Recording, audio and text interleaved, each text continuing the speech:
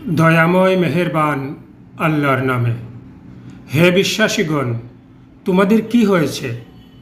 যখন তোমাদের আল্লাহর পথে সর্বাত্মক সংগ্রামে সামিল হওয়ার ডাক দেয়া হচ্ছে, তখন তোমরা ঘরের কোনায় নিজেকে আটকে রাখতে চাচ্ছ?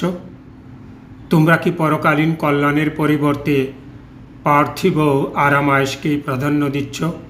অথচ পরকালীন কল্যাণের পরিবর্তে পার্থিব আরাম আয়েশকে প্রাধান্য দিচ্ছ।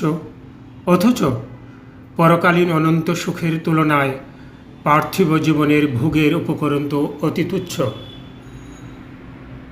যদি তোমরা আল্লাহর পথে সর্বাত্মক সংগ্রামে ঝাঁপিয়ে না পড়ো, তবে তিনি তোমাদের লাঞ্ছনাদায়ক শাস্তি দেবেন এবং অন্য কোনো জনগোষ্ঠীকে তোমাদের স্থলাভিষিক্ত করবেন। তোমরা আল্লাহর কোনো ক্ষতি করতে পারবে না, কারণ যা ইচ্ছা তা করার ক্ষমতা আল্লাহর রয়েছে।